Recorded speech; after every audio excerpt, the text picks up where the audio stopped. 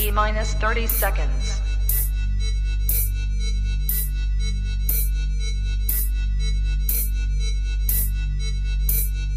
T minus 20 seconds.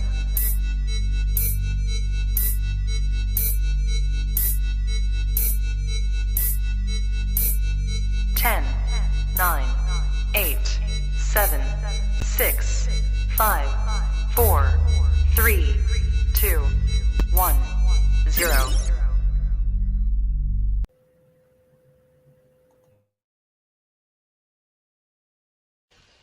I don't have to tell you things are bad. Everybody knows things are bad. It's a depression. Everybody's out of work or scared of losing their job.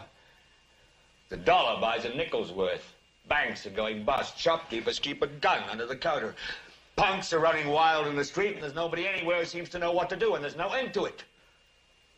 We know the air is unfit to breathe, and our food is unfit to eat.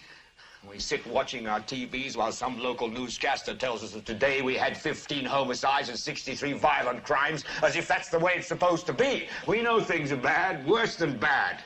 They're crazy. It's like everything everywhere is going crazy, so we don't go out anymore. We sit in the house, and slowly the world we're living in is getting smaller, and all we say is, please, at least leave us alone in our living rooms. Let me have my toaster and my TV and my steel-belted radios, and I won't say anything. Just leave us alone. Well, I'm not going to leave you alone. I want you to get mad. I don't want you to protest. I don't want you to riot. I don't want you to write to your congressman because I wouldn't know what to tell you to write. I don't know what to do about the depression and the inflation and the Russians and the crime in the street. All I know is that first, you've got to get mad. You've got to say, I'm a human being. My life has value.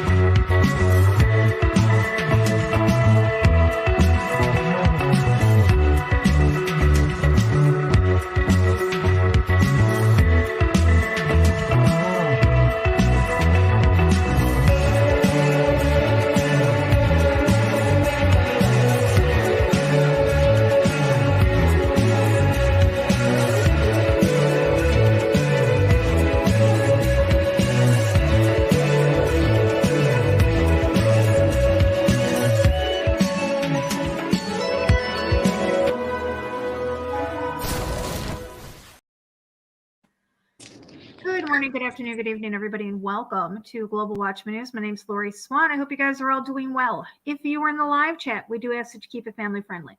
There will be moderators in there to make sure that we stay within the terms of service put forth to us by the platforms we're utilizing tonight. If you're new to the channel, welcome. Take a minute, hit that subscribe button, hit that bell so you know we go live. Well, it's Wednesday night, guys. You know what that means. It means we got a full panel with us. Hey, Ernie, Wednesday night. Yeah, it is. It is. Happy 322 day. Oh, Skull and Bones Day. Absolutely, it is. The true day of the day, in my opinion, but you know. Right? How you doing today? I'm doing well. How about yourself? Doing pretty good. Yeah. Awesome. We're all blessed to be here tonight, being able to, one, serve the Lord first and foremost, and two, speak a timely message today, and just be able to just be with one another, and Absolutely. with one mind, and just being able to just have the Lord in our hearts, and just praising for His blessings and all that good stuff. I woke up feeling blessed, and I took a I took a little bit of a nap because I knew this was going to be a late night show, and I Right. was just thinking about all the things God has blessed us with, especially during these times. You know, we can't forget our blessings. Well, I Can't know at my forget. age, every morning I get up and I just say thank you for even waking up. So, because I'm the old one here. I'm the elder here, the elderly. Yes, you are. I know. Still Hey, John, love how you, are you Lori. doing? It's your old pal back again one more time, and I'm doing well. I've been a busy bee. You been a busy bee? I have. John, you Very just sounded like an old man right there. Was that your impression? yeah, I am elderly, for sure. Thank you. How your week? How was your week? Did it? I know we've talked a couple of times. Yeah, it was good. I've been getting some stuff done on my other hobby that I do, rather than talk about conspiracy. But Right. Yeah, yeah. this is You've been this is slipping in definitely. DMs all week. Yeah. Say that again. Been sliding in DMs all week. I don't know. Wink, wink, wink. I don't do that, Ernie. And we have on the panel tonight with us Miss, the one and only, the beautiful Miss Hurricane Ann. Hello, my sister. Unmute yourself. Wake up. Ann!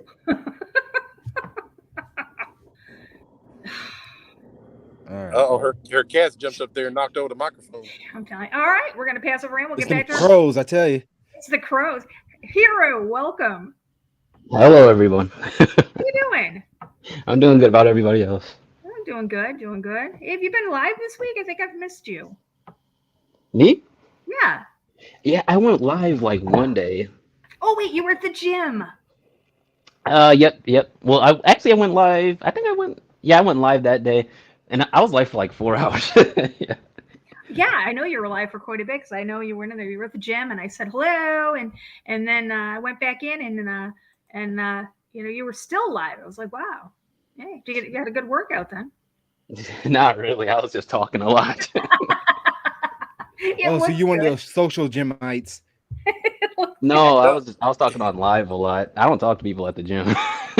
Hero was like, "Are you looking at me? Don't look at me." He was causing trouble.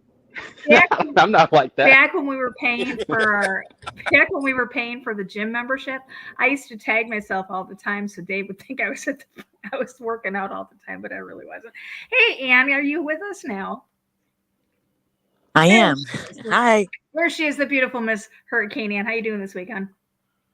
I'm doing great. Thank y'all so much for having me. Of course. Stop. We wouldn't dream of not doing this without you now. Oh, I'm excited for this one. This one's going to be a good one. Yeah. So what we're going to talk about today is a couple of things, actually. We're going to talk about missing persons, but we're also going to talk about 411, the missing, if you guys have seen Missing 411. We're going to talk about the missing people or people that go missing in the federal parks or the federal reserve areas. We're also going to talk about cryptids. And I got a lot of information on the Appalachian Mountains because I don't know if you guys, that's a weird place. Anybody know about that? I've heard so many things about the Appalachian Mountains. It's like every day I'm hearing a new TikTok story about like singing trees in the middle of the night or moving trees, like actually like walking trees and like. Oh, I've heard that they sing too.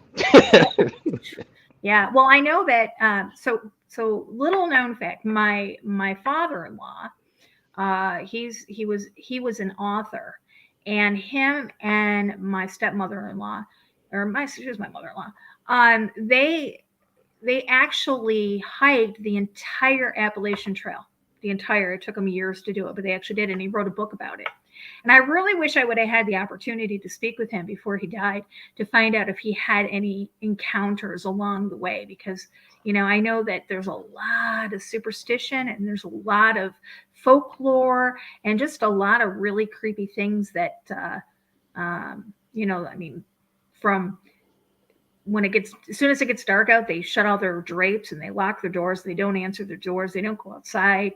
I mean, depending on where you live, that's probably a good thing, but they do it for like really weird reasons. That's interesting. Yeah. So I thought we would start with a little bit on the 411. If you guys had not seen it's a documentary, I think. Hold on a second. Where is it? Yeah, it's books.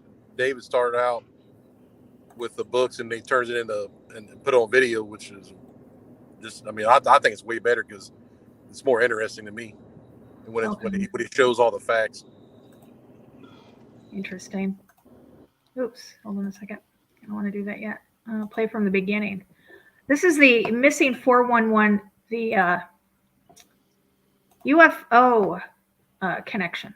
Let's see if it'll play for me. Hopefully it will.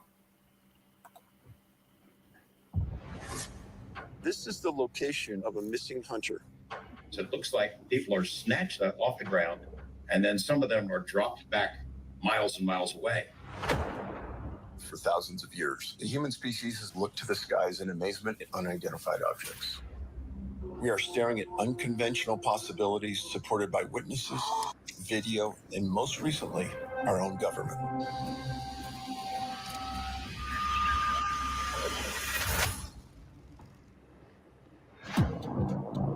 I have investigated hundreds of cases that push the limits of standard everyday police protocol. The three witnesses saw this object picking up the elk. There was no cable, nothing discernible holding the elk to the crowd. I know what happened to me. That happened in 1974. Next thing I know, I was in this cubicle. In many stories, children are right there, and then the next second they're gone. After reading thousands of reports, I started to document what is called profile points. The number one profile point is lack of scent trail. It was unusual that they had that many tracking dogs. I never found a track. The more you hear, the stranger the story gets. Why send a SWAT team on a missing person case? When I saw that, that's when I, went down on my knees. They are connected to extra-dimensional beings. Those are real. How do you explain to a grieving family that something paranormal may be tied to the disappearance?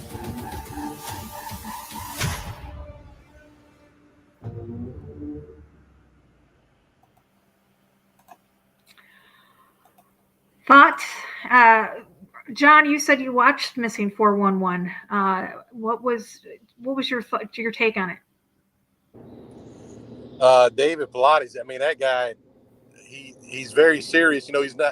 He puts facts out. I remember when he first started years ago that he had like a email set up to where he wanted everybody around that who saw his work to try to give an explanation, because he tried to cover everything and he was looking for everybody else's opinion on his profile points. But he seems to cover and connect all of his profile points are like genius to me. And but to explain it, he's right. Whatever he covers, he's showing 100% truth. And that UFO one, I watched it. It was very interesting. It was I believe it 100%. Anybody else watched it? I've watched just about all, or listen, I haven't really watched a movie, but I've watched like every interview that he's done pretty much. There is. I'm fascinated by it. It's crazy. To be honest, I'd never even seen that before. Obviously, I heard about these disappearances and stuff. I knew there was something that's not being told to us. And obviously, it has. David started out with the missing people, like not really connecting it to extraterrestrial until like here lately. But I think that movie was made in 2020 or 2021. But he has covered so many cases. He has like all the geological points. There's like, he has them all mapped. The guy literally has done everything. I don't think you can go in there and do any more than that guy has done. especially with getting access to all the files from the actual national parks. Like they hand him stuff underneath the table basically to go. They won't say who they are, but they'll hand him case files directly from the park rangers, and they're like, David, you might want to look at this. Just be very careful. And then David, he also says when the FBI, he goes, the FBI doesn't look for people. He goes, they don't, missing children, yeah, but missing adults, nah, they don't do that. But he goes, they'll look for them when they disappear in these parks. So that's interesting. What's interesting, yeah, and you did some research on the federal parks, and it kind of coincided with was it Dwight Eisenhower?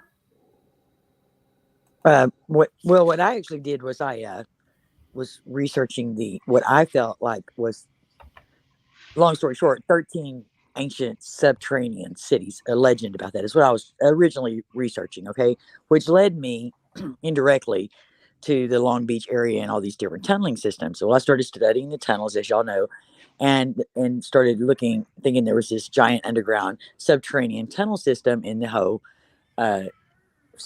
west side of America, west coast.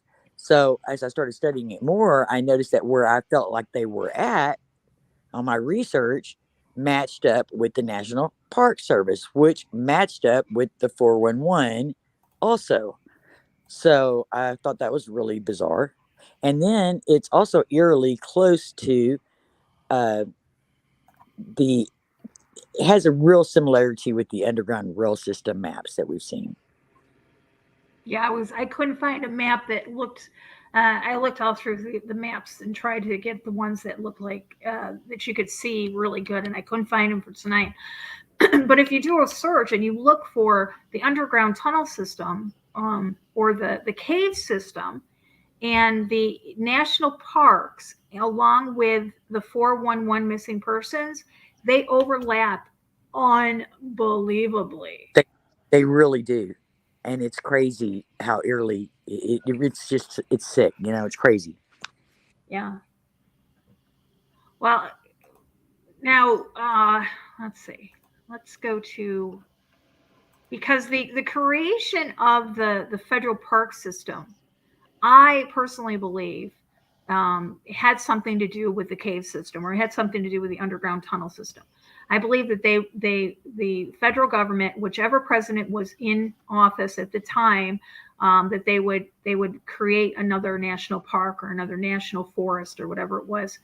It had, it coincided with an event that happened in that area.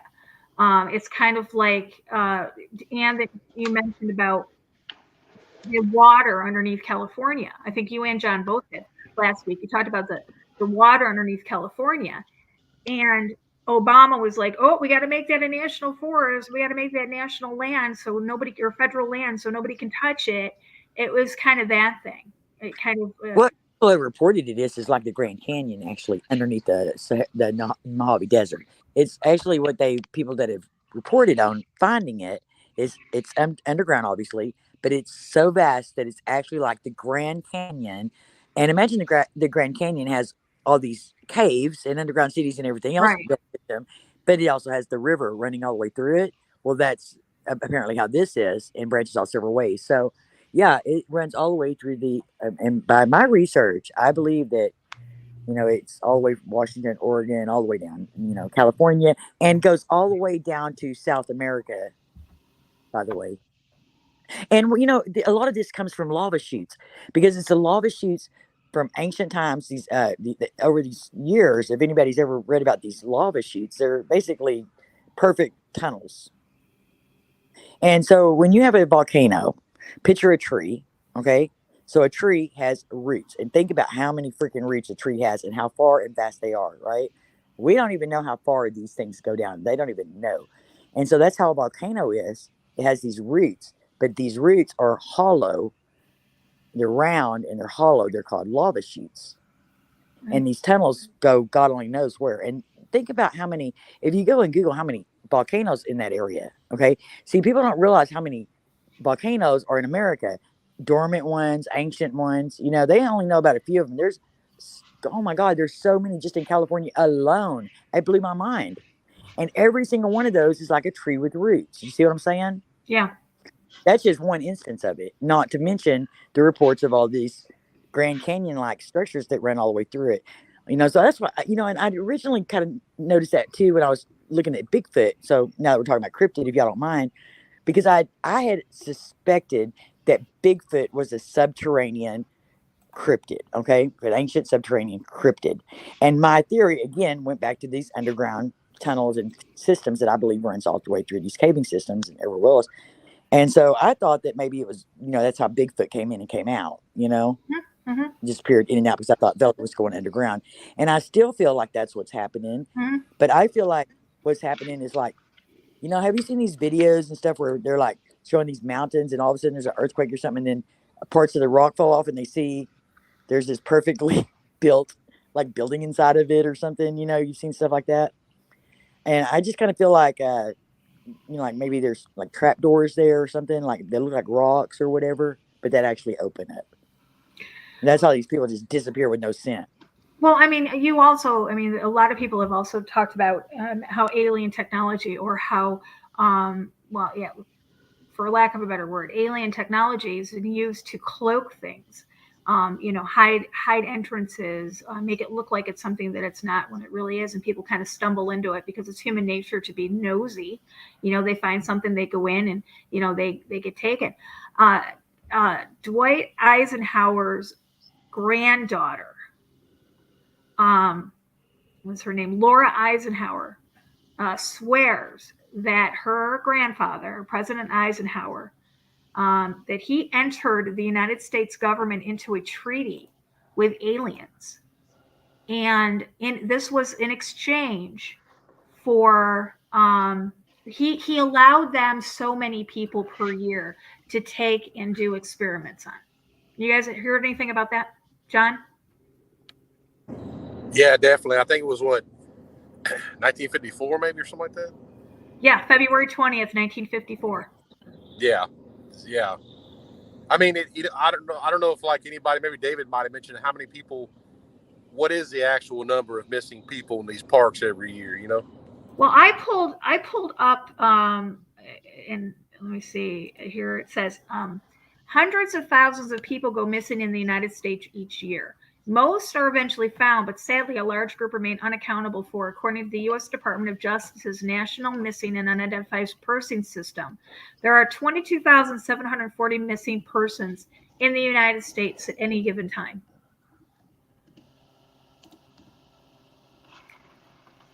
And I'm going to pull this up so you guys can see where I've got this from. Here's another one.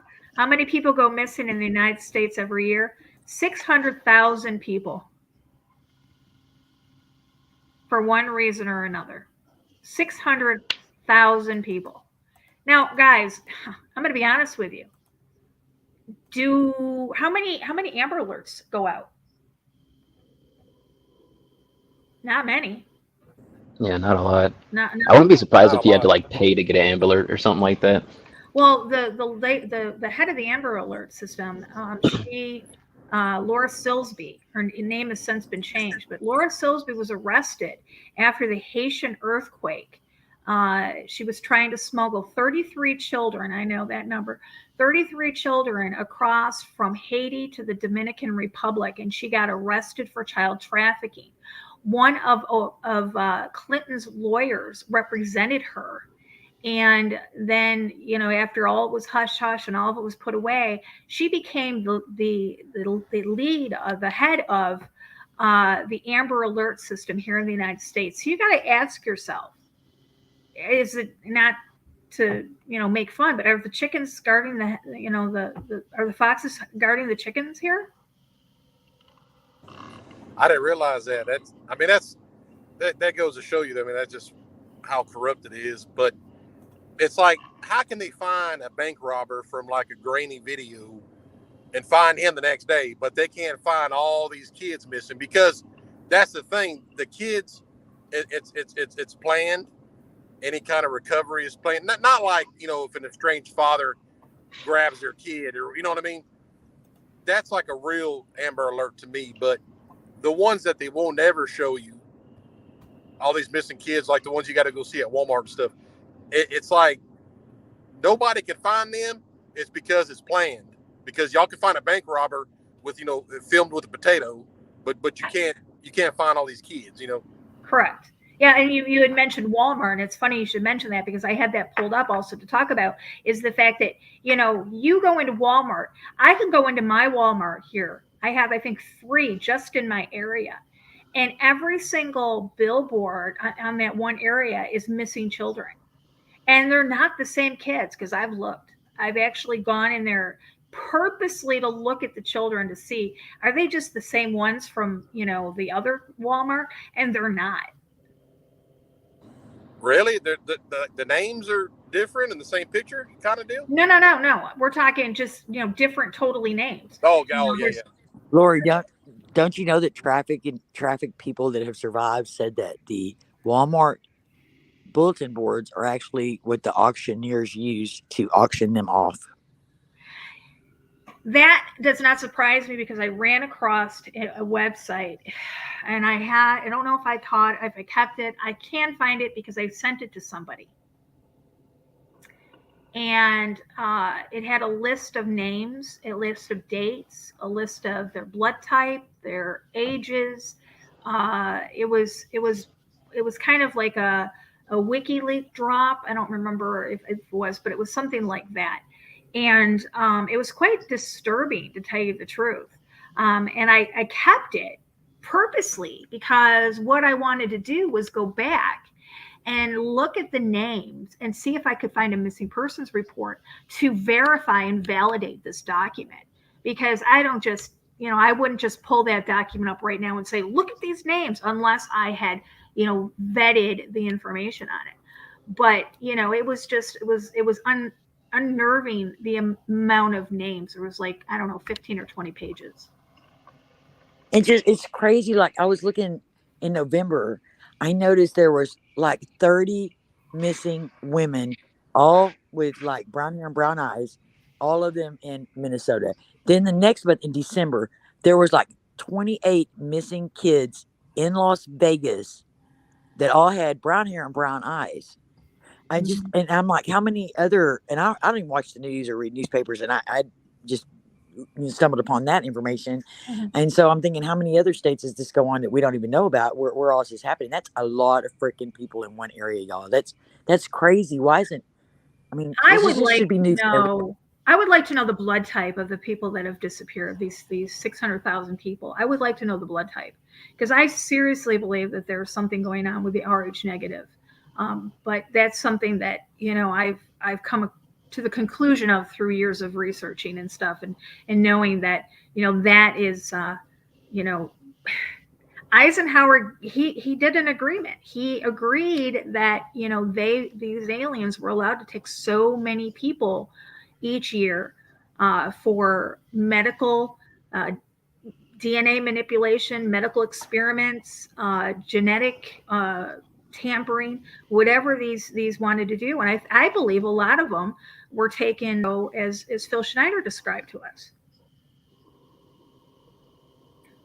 I know David had connected the fact that a lot of people, German heritage was one of his profile points.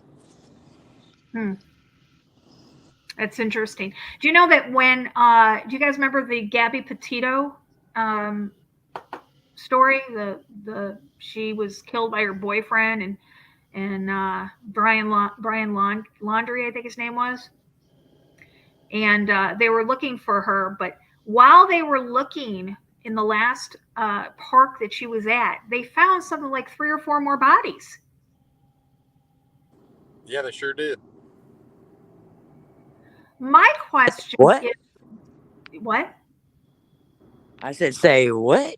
Do you want me to repeat it, or are you joking? Yes, I never heard this. What? Gabby Petito, she went missing. We have videotape of her. They got pulled over by one of the sheriffs or the state troopers or something. And, you know, it looked like she had been abused by her boyfriend and whatever. And she ended up, that was the last time we saw her, and she ended up missing. And Brian, he disappeared, and his parents, it was a mess. It was all over social media for a while. They found, while they were looking in the park for Gabby Petito and ultimately Brian Laundrie, because he had disappeared as well, and he ended up, I guess he unalived himself as well. But while they were looking, they ran across like 5 more bodies. What park were they in, Lori? What were they looking at? Hold on a second. What park was Daddy found it? It was Grand Teton National Park in Wyoming. The only person I've ever seen on TikTok show this was her name is American Problems, and she showed that the Appalachian mountain range, if you put Pangea together, it connected to the mountain range like in Egypt, like perfectly. The Appalachia just creeps me out, literally. I mean, I was told years ago that all national parks are Egyptian cities. That's what got me on the notion that Egypt is American. Well, I didn't hear that first part. What? Years ago, I was told by someone that all the national parks are old Egyptian cities. Oh, wow. Well, that would explain. I mean, that's what got me going on the whole Egyptian thing about the citadels and that. But they said the reason why they chose the national parks where they're at, every national park has a story behind it. Literally, something always happens, no matter where it's at. There's always a story about a cryptid, lights, UFO, something. That's interesting you say that, because there's a national park up in upstate New York, and there's an area where there's lights, and I think they're called like this. I don't know, there's something lights, but there's supposedly a portal there. People have disappeared and like reappeared like miles down the trail and have no recollection of it. And they couldn't have gotten where they got to in the amount of time that they were missing. That's no doubt. That was on one of the 411 movies about the hunters. It's almost like the way, if you watch it, my conclusion was, it was almost like the guy was in Oh, we're losing you, John. We're losing you. Oh, we lost John. Well, on this, it said something about them being on an alternate timeline, though. I heard that. Yeah. What's that, Ian? On this 411, what I found really interesting was, he talks about all kinds of different, scenarios that have disappeared, and so it's not just from it's not just the national parks, but he also had covered a bunch of missing guys. They're all about the same age. They're all healthy, and they all have like really good professions, usually like somewhere in the medical field. And, they're all like very proficient, have all kinds of navigation stuff with them, don't make mistakes, and they just completely disappear. And like John had mentioned just a little while ago, that a majority, not all of them, but a majority of the percentage had German ancestry, a large percentage of German ancestry. And also, every one of them are near some form of body of water. Right. John, you back with us? Oh, hold on a minute. I got 2 Johns here. John, you back with us?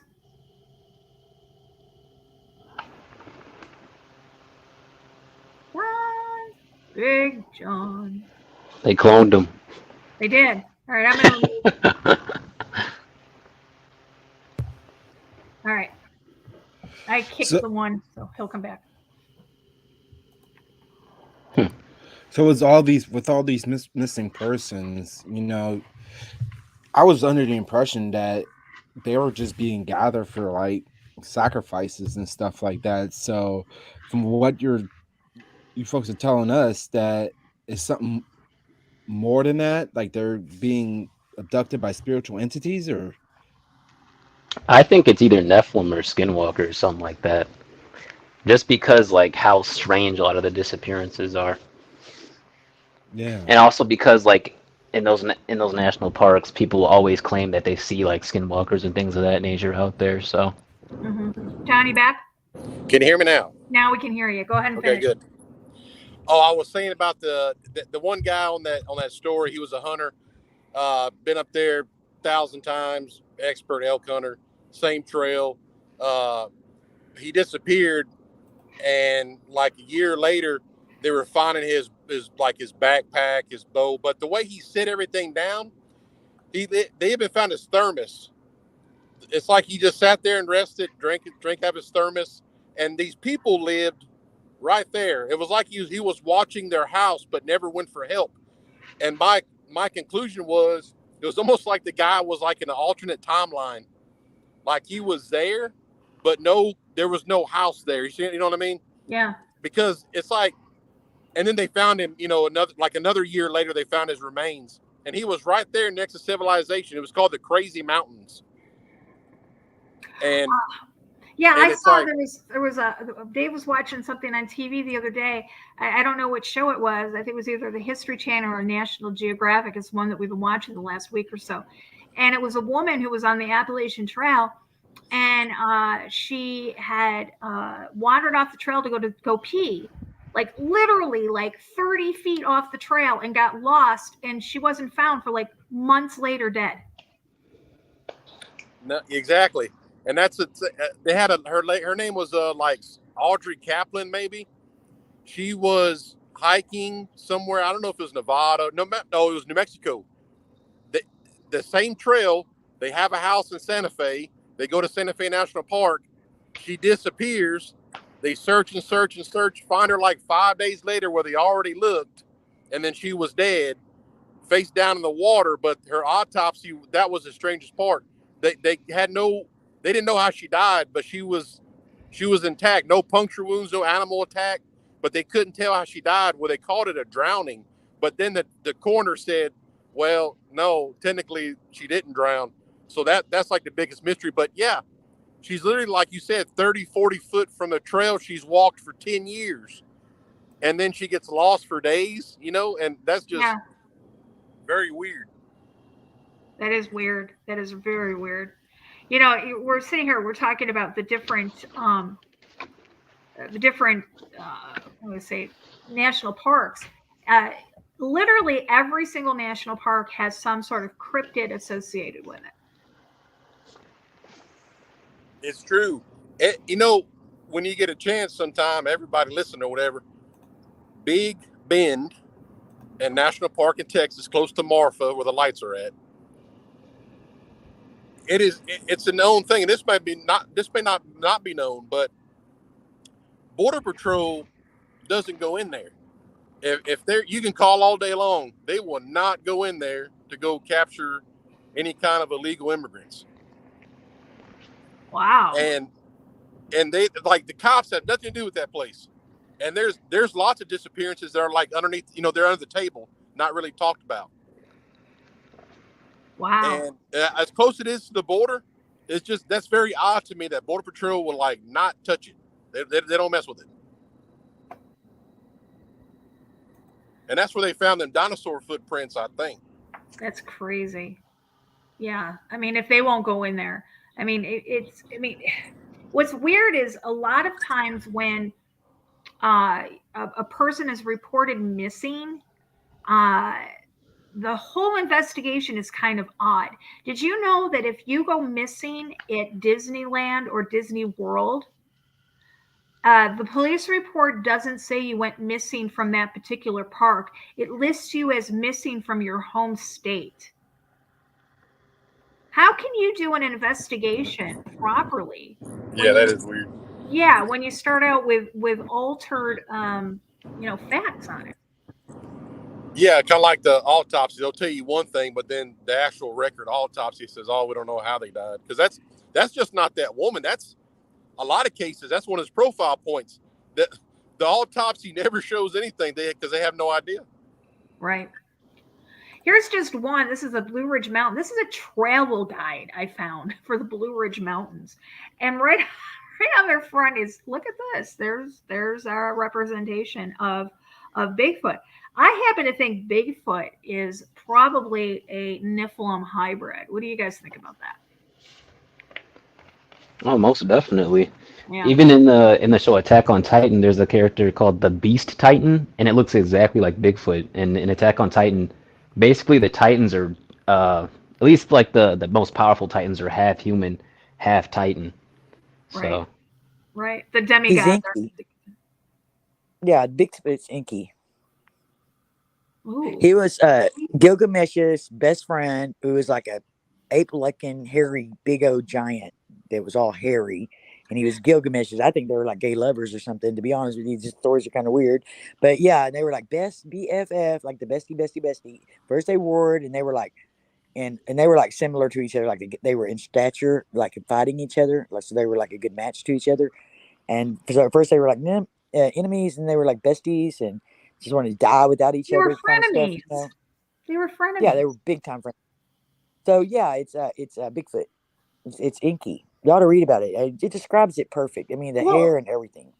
Dave always has a question when we start talking about this. Which is a Nephilim. We have some pretty crazy conversations sometimes. But he says to me, he goes, "Has anybody? We've only seen what we think is to be the male gender." And I'm sorry if I don't. He's not here to ask if I'm gendering him correctly. He might be she, he, she, them. I don't know. But why don't we ever see like baby Bigfoots or female Bigfoots? well, apparently it's kind of hard to tell the difference between like a male or female, so we might be not not know. Even if you look at like gorillas, it's kind of hard to tell. That's true. No, you're right. You're absolutely true. So since settling in the mountains in the 18th and 19th centuries, Appalachian people have developed a unique blend of cultures that has its own way of thinking. You ever stopped yourself before walking under a ladder or held your breath when you're passing a cemetery? Maybe you even sped up on a mountain road at night thinking you see glowing red eyes in the woods.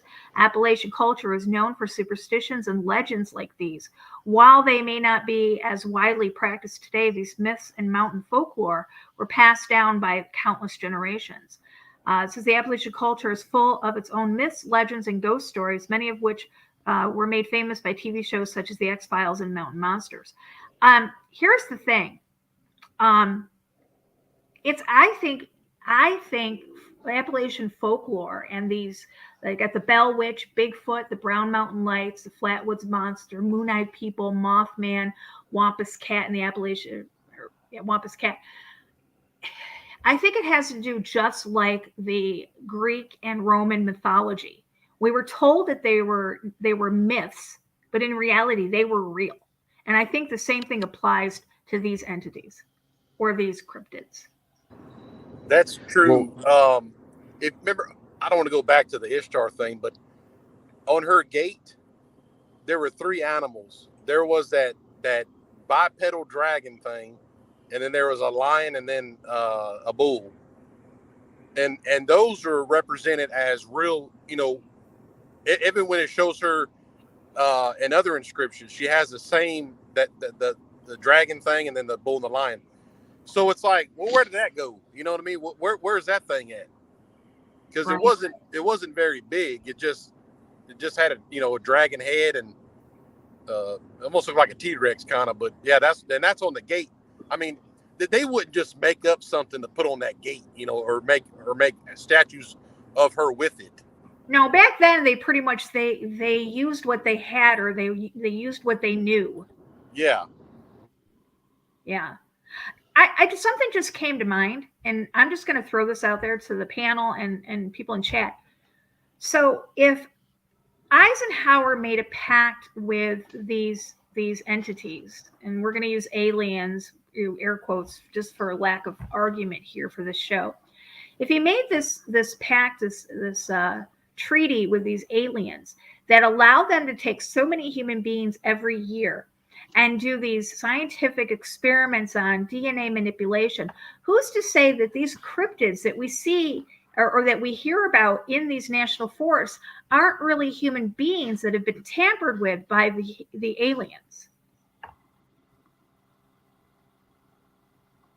Thoughts? It's possible. You just My need to theory, stop. You need to stop that. That's terrifying. Am I creeping you out? I'm sorry. my theory has always been what the crypt is. It's just like I know this is kind of like dark to think of, but I think there's like some mad scientists in some laboratory who just decide to like release them to see what they can do. Well, that's what I mean, that's what I mean, because we've got the what is it called? It's in New York City, the monster there. You know, and it washed up on shore. We've got, you know, the laboratories that we know they were doing things, you know, kind of like the island of Dr. Moreau and kind of Plum Island. They came Plum from Island. Yeah, you know, so who's to say? I mean, they take these people out of let's just use like, you know, Teton Mountains. So, or the Teton Forest or whatever that area is, and they take them out of there and they do their little experimentation and they put them back in there and you know, it's, I mean, if we're talking about these things, it's really not out of the realm of possibility. Yeah, I will say with the Bigfoot thing as well, there's also like, have you ever heard of the Wild Man or the Wild Men? No. These are, I'm surprised actually. These are like there's like a bunch of paintings and drawings and pictures of like Europeans and even the Moors fighting against these guys. Like they're basically giant, like hairy Neanderthal looking people. It's pretty interesting. I'll have to send you some of these pictures. Yeah. It said in the Amazon and stuff, there are tribes that are like Bigfoot. They're not like tall or nothing, but they're covered in hair. Yep. Yeah, yeah. Yep. That's basically what the wild men are. Yeah, yeah. You know, we've got different ones. Chupacabra. I mean, that's down by you guys, isn't it? Down in South Texas. Oh yeah, there's a lot of stories. Oh yeah.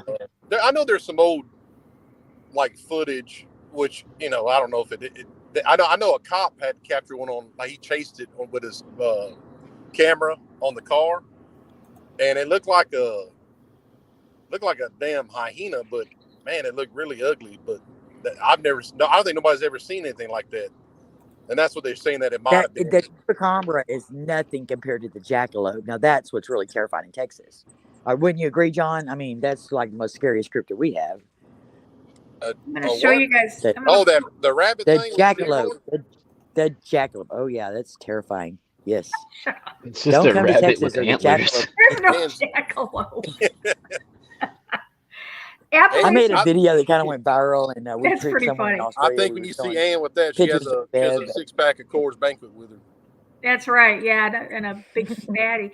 Appalachian folklore. This is the Flatwoods Monster. Okay. And I'm going to show you. I just had it up on the screen, but I wanted to draw your attention to it because the Flatwood Monster, come on, guys. It could have been exactly what I just said. It could have been human at one time, messed with DNA, messed with his whole entire, you know, come on. Yes? No? Well, yeah, definitely, because I remember not long ago in the Philippines, they were seeing this, you know, their folklore of like it's like a woman who like tears herself in half and it comes after you or something like that. You've heard of that, Lori? Yeah. It starts with an M. It's like a long word, but it's their witch or something. But it made like different news outlets that they saw her, but it's a witch and she tears herself in half and her legs stay with the tree. I don't know, kind of weird. But humanoid, you know, and they even have the one. Okay, I just thought about this. There's footage I've only seen on TikTok. These two guys are like with their farm animals, and there's like this like a blob thing or hung on to like the bottom of a goat, and they're hitting it, and it slithers away into the woods. And like it gives up the goat, and then it goes out in the woods. I mean, that is the most compelling footage. If that's CGI, they did a jam up job. Right, exactly. Here's some more Appalachian folklore: beings and creatures.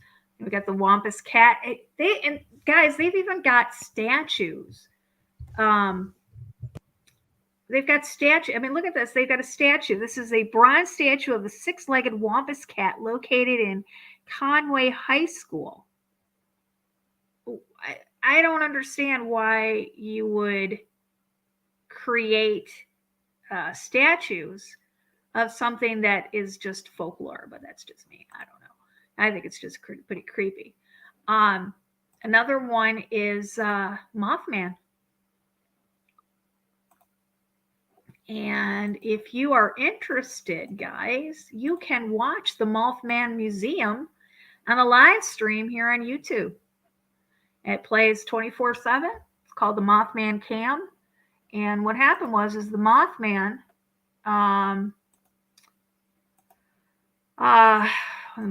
he supposedly appeared before one of the bridges collapsed.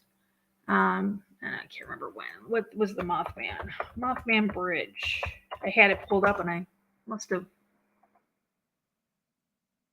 It was in the Silver Bridge in Point Pleasant, and 46 people died. It was December 15th, 1967. The Silver Bridge collapsed under the weight of rush hour traffic, resulting in the death of 46 people. 2 victims were never found. And Mothman appeared, and it said that he appears now before a catastrophe or a disaster happens, which is kind of unnerving to me because we have our own right here in Chicago called the Chicago Mothman, who's been seen several times at the O'Hare Airport.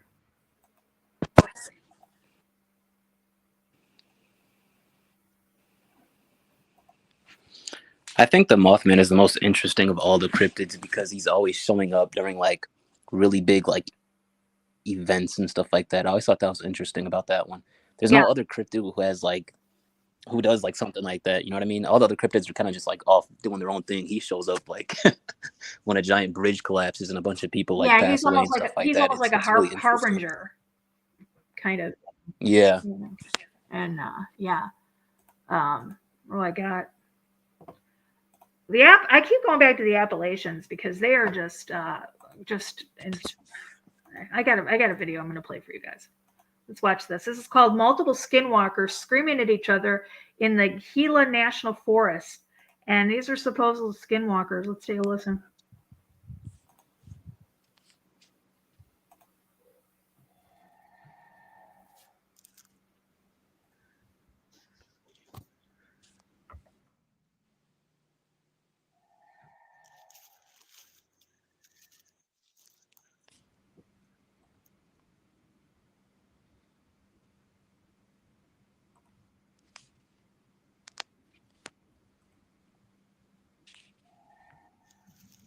You can very, very barely hear it. But there's something screaming there.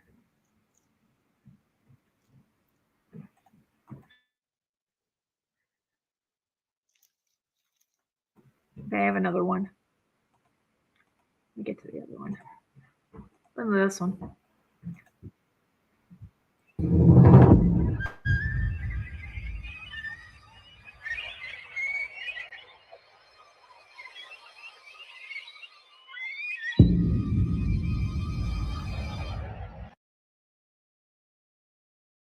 What is that? Looks like Howard the Duck, doesn't it?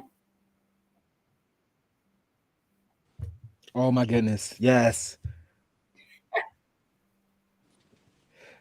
Okay, so not only shouldn't we go into sea, we should not go into the woods. No. This is crazy. No, I swear you look like Howard the Duck. You guys are probably too young to know that movie, but Howard the Duck. I know who Howard the Duck is. Huh? I think are y'all saying we shouldn't go in national parks? We shouldn't go near water.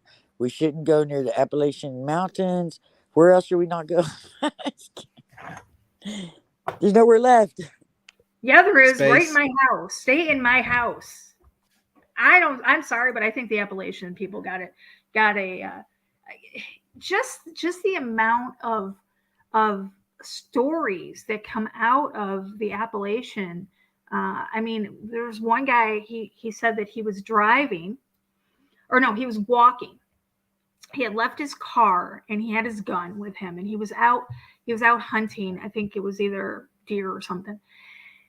And he had left his car and it was getting dark, but he wanted one last trip up this road to see, because he had heard the deer running all day and he just wanted one more chance. So he parked his car, walked up this road, and he said that he had come across this thing that had flown over him with these bright red eyes.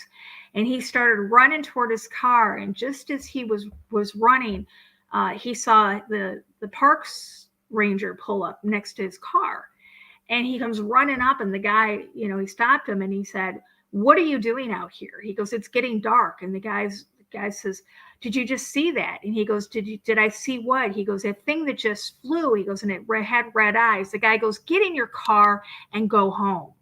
He says, "You're not supposed to be out here." He goes, "That thing could have killed you." So even the park rangers know there's some things out there that, I wouldn't want that job. Let's see if I can find that story. That's crazy, man. Man, there's demons and stuff everywhere.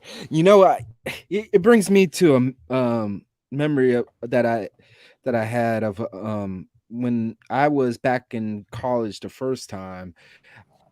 I was in a fraternity, and we went out for a retreat in the woods, right? And we rented out a log cabin and everything, and we were like just walking in the woods. I won't necessarily say hiking because we didn't have any hiking materials with us and whatnot. As we were strolling, we encountered something very strange. It was just this big, huge circle.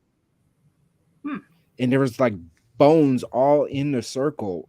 And I'm looking to fraternity brother. I was like, what in the world is that? And we all looked at each other and was like, yeah, we out. So we all left. No, I'm chicken when it comes to that. I don't like the dark anyways. Trying to find.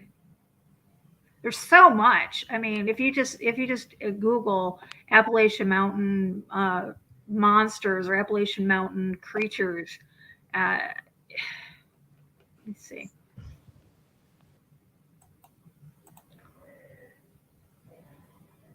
Let me pull this up. Appalachian legends. I think this might be one of them. Appalachian legends. Yeah, this was the thing that the guy saw. That he had wings and the two red eyes.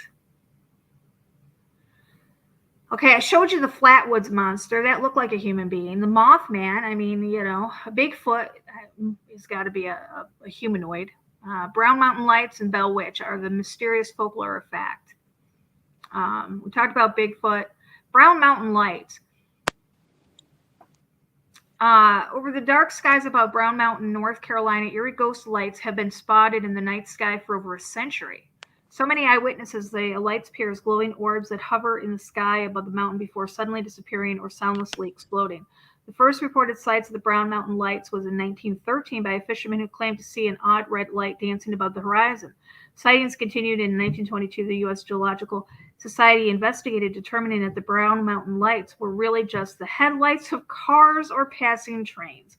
But a major flood in 1916 changed that theory. The raging waters washed out the roads and the bridge and took out power for several weeks, but the Brown Mountain Lights were still spotted in the night sky.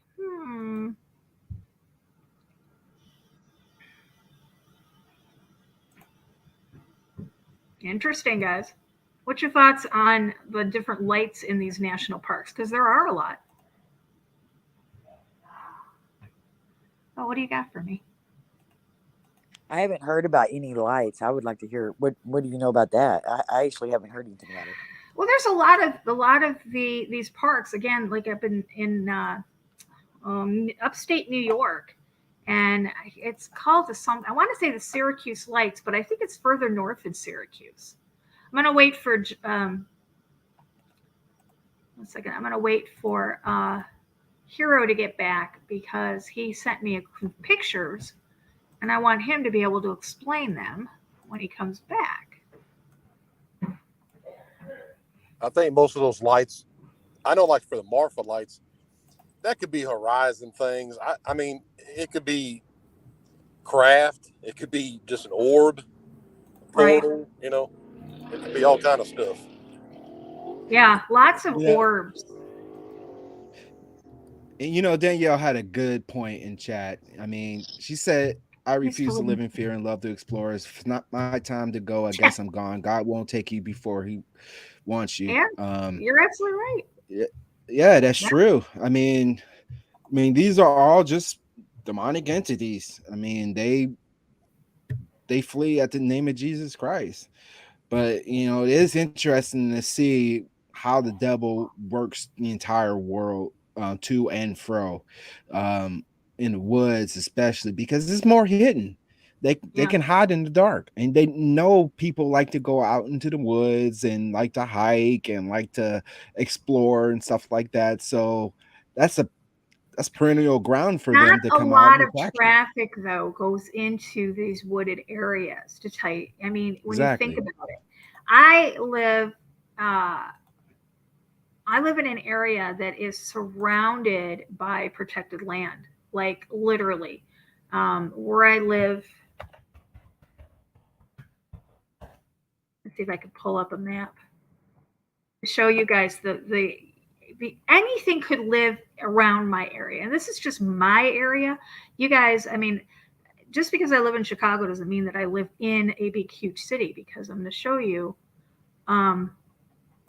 just a second, let me see if I can, if it shows it. If not, I'm not even going to bother. Yeah, it actually does. All of this green area, here's my house right here. This little blue dot is me. Everything. So, okay, here's the main road that, I'll wait for it to pull it up. Here's where I live. Here's my main road right here, where I pull out of my my division, my housing division. And look at all this area across the street from me. Can you see all that? That is all wooded and wet area. We've got so many little ponds and lakes and everything over there. I wouldn't, if I did walk around this area, if I did explore this area, I mean, it would probably only be like a little bit. I don't know. I don't think I would. Oops, where am I? Here I am. Yeah. I have walked this area right in this place right here. There's a I want to say horse trail right in here. But all that area, there could be anything over there. So, yeah, you sent me something. Hold on a minute. A couple of the ones I could not pull up. I sent you some pictures of You did. I'm going to pull them up. This one right here. What's this? Yeah, these are the wild men that the Europeans and the Moors were fighting. Like, I can't remember when it was, but like a few hundred years ago, that they'd have like full on battles against these guys. And I sent you, I think, 2 more pictures. Like, there's like paintings of them, there's sculptures, there's drawings, and I think these are what the Neanderthals actually were. I don't think, like, it's pretty clear that they're like evolution is BS. But I think this is where that they got the idea for the Neanderthals being part of the human genetic line is. They're a completely different like species, if that makes sense. Mm-hmm. I'm going to try to pull these up. Here's the one fighting.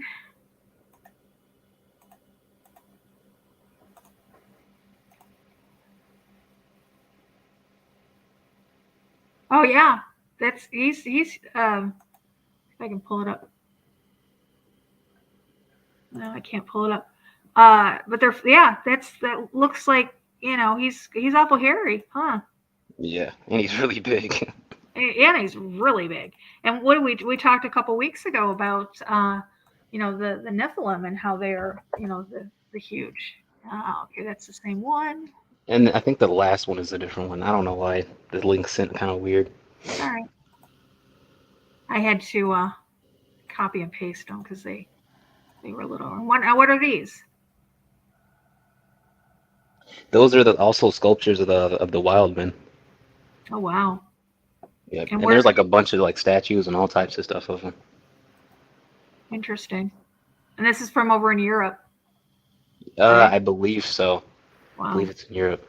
There's also one where it was like a wild man was like, there's a painting of a wild man like attacking a woman and then like a guy like stabbing the wild man to death, pretty much, like a giant stick. Wow. Yeah, and there's also another image where like a wild man he literally has a tree in his hand. He's holding a tree and a human is like strapped to the tree, like it's tied to the tree. Well, I mean, this goes back to when we were talking about the Nephilim, how they were these giants and how, they consumed, they fed off of human beings. Yeah. Interesting. What do you think of the theory that like the world is way like younger than we think it is? Like, what if like instead of us thinking like all the stuff in the Bible happened like way a long time ago, what if all the biblical stuff happened during like the Tartarian Empire or something like that, and it was like that type of like structures and architecture and things of that nature? You know what I mean? I don't think so because I don't believe in carbon dating. I think that's flawed, and I think that they do a lot of lying and they tell us how old things are. Yeah. But no, I think it's quite older too because we've gone through different stages. I mean, we've got the antediluvian. John, you talked about the antediluvian the other day, right? Were we talking privately or was it on the show? Probably the show. I mean, I've said that so many times. Right. Yeah, I mean, yeah, just definitely, the first. I go off the fact of the Golden Age, which was the days of Jared, right, until the Ark Door, which was like 1260, and then subtract that from the I'd say 6,000 years that Adam's been on here. So it's Diluvian, about almost 2,000 years or whatever, 1,800. Well, the reason why I say I'm starting. Well, we can all have different beliefs, but the reason why I'm starting to believe it might be a lot younger than it actually is because of all the evidence I'm starting to find that like a lot of the structures that we see nowadays might have been like what we believe to be like way like ancient structures, like the Tartarian Empire structures and stuff like that. Like you were talking about how it could be ancient Egypt, like Egyptian like citadels and stuff like that in these national parks. Like what if it's like what if that really like is like ancient Egypt and it's like I don't basically, believe you know that what I mean? we're being told. I mean, literally, our history has been so fabricated and so manipulated. Like I always say, the Bible is just the story of human beings, of those created in God's image. So there are so many things that have gone on before us, worlds that have existed and empires that have existed that we have literally no knowledge of, but the elite do, like the Vatican does. I see what Hero's saying too about that, because two things I've always thought was, imagine Noah and his time, like kind of like wearing our clothes or whatever. Yeah. And then number two, I always think about Abram. When Abram came out of Ur, and other writings on that timeline, Ur was advanced technology at that time, if you want to go with the Anunnaki or whatever. But Ur, the tablets, all that place was advanced, and Abram literally walked out of that and didn't even know that a God existed. He only knew that who was in charge of Ur, of Sumeria. Right. And that's why God saw favor in him, because on his own free will, without any knowledge of a loving God, he was like, well, I don't want to take part in this stuff. And he left, and he got his name changed. So I think that the advancement of I don't think they lived, in adobe huts. I think Right, it was right, very. right. I would think it was very advanced. Right. With skyscraper stuff like that. Kind of, I mean, exactly what Francis Bacon, wrote his whole book about, because that clown knew what it was.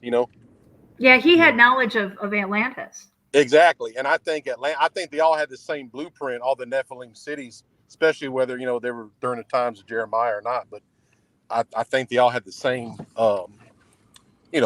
structure or whatever, same genre. Mm-hmm.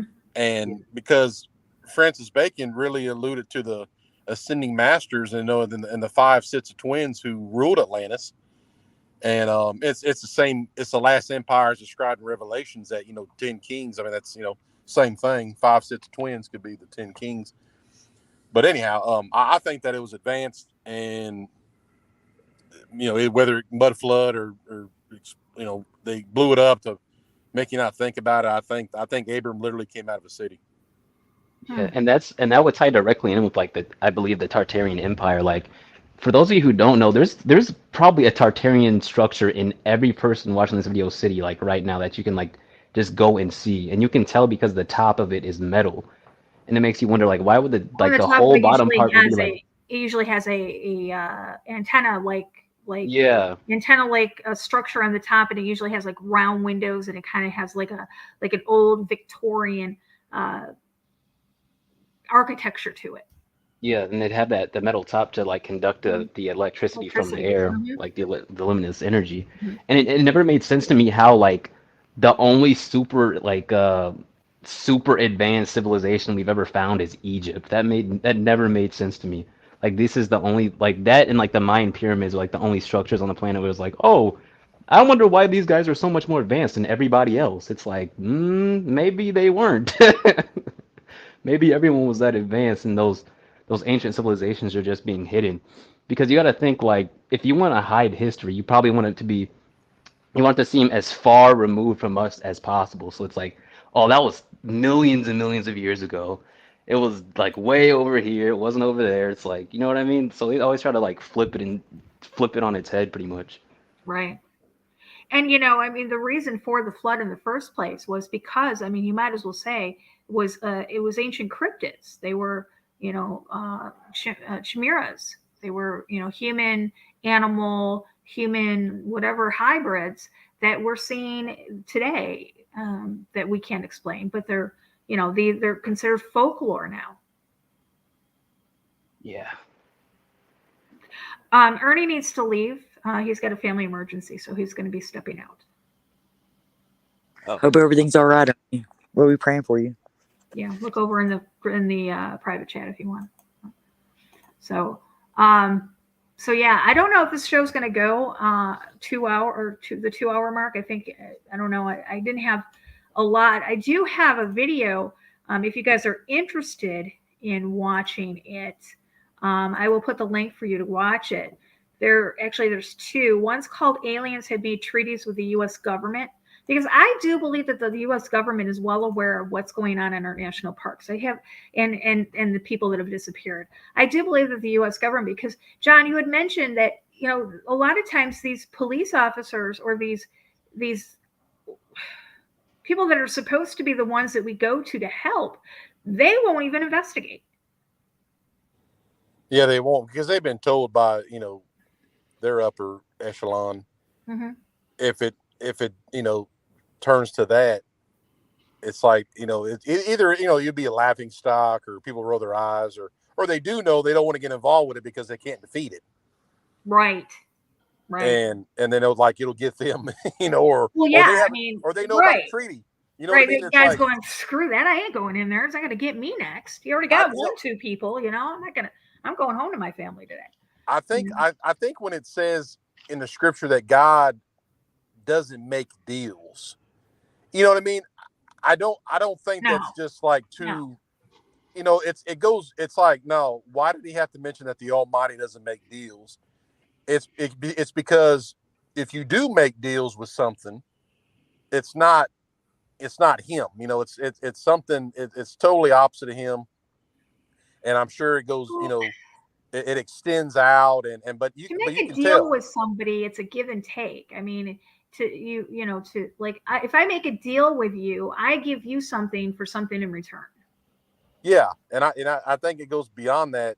When God, you know, of all the things that he could talk about, he's like, well, I don't make deals. You know, it's like, no, when he goes back down to humans, if these things are allowed to, that it extends and covers everybody involved. If you go want to look into these parks, I mean, think about the attraction to the park.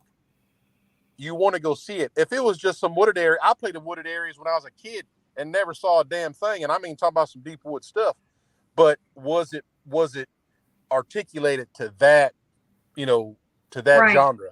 You know, was it, oh no, we're going to make this a national park? It's like, where's that word even come from? You know what I mean? What's the attraction to it? You can attract deer hunters, you can attract this and that, but it's to attract people that usually aren't armed, are going to go for this, you know, leisure walk or go explore, bring your kids. You know, it's kind of like there's always some kind of attraction to it, you know, and where places, no other places like that. Right. Yeah, that's true. I mean, we've got Yellowstone, which, you know, you got the glaciers, you got all, or the geysers, you got all that. You know, you've got New Mexico, there are parks there. They've got the caves, the cave system. You've got some parks that have got the hot springs. You got some parks that have got, you know, everyone has something, and it draws a certain group, a certain persona to them, like a normal, like, and I don't want to say a normal, the majority of people don't go to parks. They don't. They would rather take their kids to Disneyland, or they would rather take their kids to the beach. It takes a certain person to want to hike a national park, because it's usually pretty rugged terrain. Or am I wrong on that? No, it does take certain people, because that's like David pointed out, was the profile points. Even the people all have the same. They have a lot of stuff in common. Even the disappearance dates, even the age. You know, it's all close together. See, I would really like to know.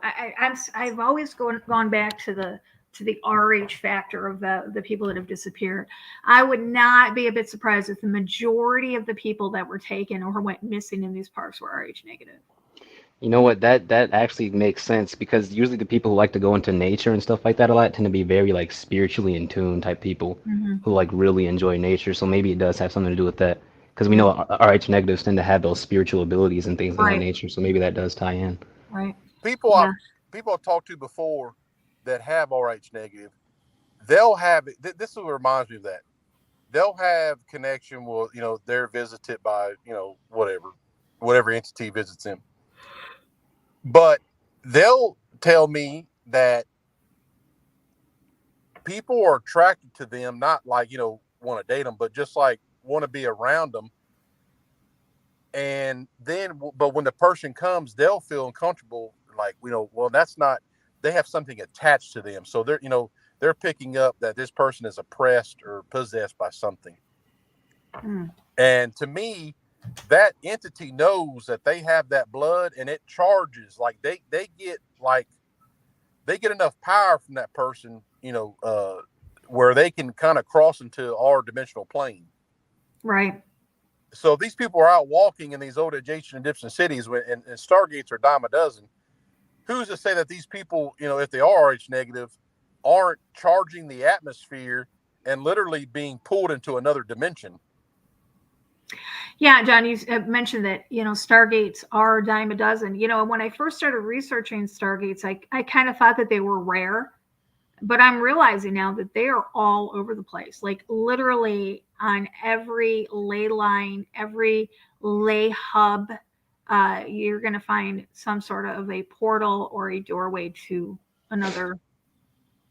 Exactly. And, you know, that's NASA's like the that. biggest liar there is. So, you know, it's hard to believe NASA, but yet, you know, they come out on their website saying that that portals are real, and that in 2008 they discovered portals, and that they were planning missions in 2012 running through portals, and they explain how they work. And they point out that they're everywhere, not just space, but also here, which we already knew because I'm obsessed with portals. But I do think that these ley lines definitely have something to do with the portals, and I think that also does have something to do with the cryptids. And I didn't mean to cut you off, John, but it also probably has something to do with Disney, because Disney knew about Long Beach. That's a big. It's on a ley line, all right, and there's underwater caverns, and it's connected to all these caverns underneath there. And they were fighting really hard to purchase the port of Long Beach whenever it was taken away from Long Beach and given to China. But China was like, no, you're not getting it. Disney even advertised it was called Port Disney, and they planned on doing this underwater sea thing through this underwater cavern that's underneath Long Beach. So, I mean, they know about these portals. And so I'm not surprised that, where Florida is built, it's going to be for a specific reason. I really believe they utilize these portals. I really do. And I think that does have something to do with these missing people. Hey, John, have you seen that military handbook that had the Sasquatch in it it was like how to deal with the Sasquatch? You know what I'm talking about? Yeah, that was an old Air Force deal. Maybe like pararescue, which is Air Special Forces. But yeah, I saw. Yeah, it had how to deal with Sasquatch. Literally was in the manual. Yeah, so it's like clearly it must be real if you have to know how to deal with it in a military It's like handbook. zombies. They've got their zombie, the military zombie books, how to deal with them. I mean, I know that our government likes to squander money, but I don't think they make training manuals just out of willy-nilly.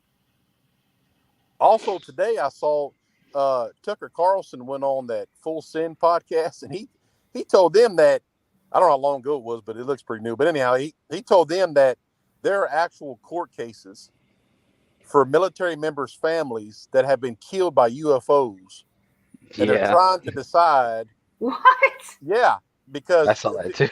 So the guy, some kind of expert on traumatic brain injury from Harvard called Tucker, was like, look, I got to tell you something. He goes, they contacted me and they're trying to figure out how the military is going to pay these families. And he's like, for what? He goes, well, they were killed by UFOs, and the UFOs caused them, these traumatic brain injuries that killed them.